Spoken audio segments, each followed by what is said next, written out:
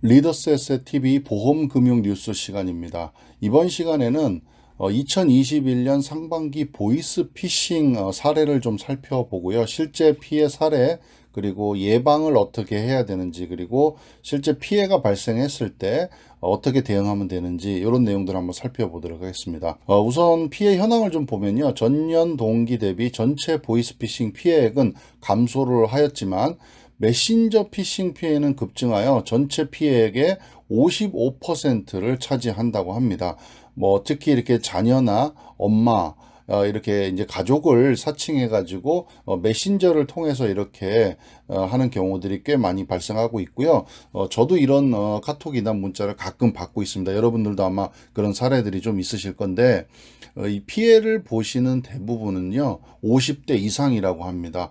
이 메신저 피싱 피해 비중이요 20대 이하와 30대는 0.4% 정도밖에 안 되고요. 40대가 4.8%, 50대가 52.5%, 60대가 36%, 70대 이상이 5.4%로 집계가 됩니다. 그러니까 50대 이상이 거의 대부분이라고 보시면 될 것 같습니다. 그리고 최근에는 이제 코로나 백신 관련해서 백신 예약을 빙자하는 문자가 대량 발송되기도 했다고 합니다.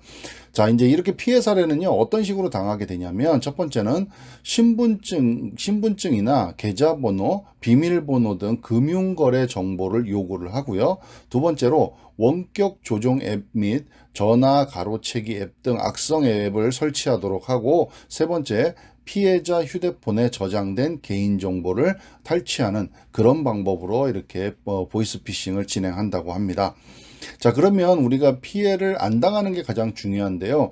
피해를 당하지 않는 예방 대응 요령에 대해서 좀 보면, 모르는 전화번호 및 카카오톡 등으로 문자를 받을 경우에는 아들 또는 딸, 자녀라고 신분증 및 금융거래 정보 등을 요구한다면 메신저 피싱일 가능성이 굉장히 높다는 것을 좀 알고 계시면 좋을 것 같고요. 문자로 회신하기 전에 반드시 전화 통화를 해서 자녀가 맞는지, 보낸 메시지가 맞는지 꼭 확인해 보실 필요가 있으실 것 같고요. 어떠한 경우에도 신분증 및 계좌번호, 비밀번호 등을 제공해서는 안 되고요. 절대로 같이 이렇게 링크를 걸어오는 URL, 원격 조종 앱을 터치하시면 안 된다고 합니다. 자, 그러면 만약에 피해가 발생한 경우에는 그럼 어떻게 대응을 해야 될 것이냐? 첫 번째는요. 금융회사 피해 사실을 신고하고 설치한 악성 앱을 삭제를 하시길 바랍니다. 두 번째는요, 개인정보 노출 사실을 등록해서 신규 계좌 개설, 신용카드 개설을 제한하도록 하시면 될 것 같습니다. 금감원 개인정보 노출자 사고 예방 시스템에 접속해서 노출 사실을 등록할 수가 있습니다. 세 번째는 도용된 명의로 계좌가 개설되었는지, 예금이 해지되었거나 대출이 실행되었는지를 조회하실 수가 있습니다. 금융결제원 계좌정보 통합관리 서비스에 접속을 하시고요. 내 계좌 한눈에 메뉴를 클릭해서 본인 명의로 개설된 예금 및 대출 계좌의 상세 내역을 확인하실 수가 있습니다. 네 번째는요. 명의 도용된 휴대전화의 개설 여부를 조회할 수가 있습니다. 명의 도용 방지 서비스에 접속해서 가입 사실 현황 조회 서비스 메뉴를 이용하실 수가 있습니다. 자, 이렇듯 여러 가지 이제 피해 사례들이 굉장히 많고, 특히 이제 50대 이상이 많은 피해를 보는 것으로 그렇게 현황이 나와 있는데요.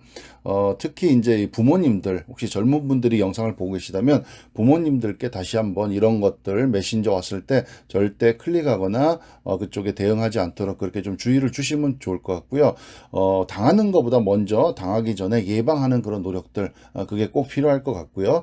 만약에 이런 피해를 당했다면 아까 말씀드린 피해 대응 요령에 따라서 적절하게 조치를 해서 피해가 커지지 않도록 그렇게 조심하셔야 될 것 같습니다. 리더스 에셋 TV 보험금융 뉴스 시간이었습니다. 감사합니다.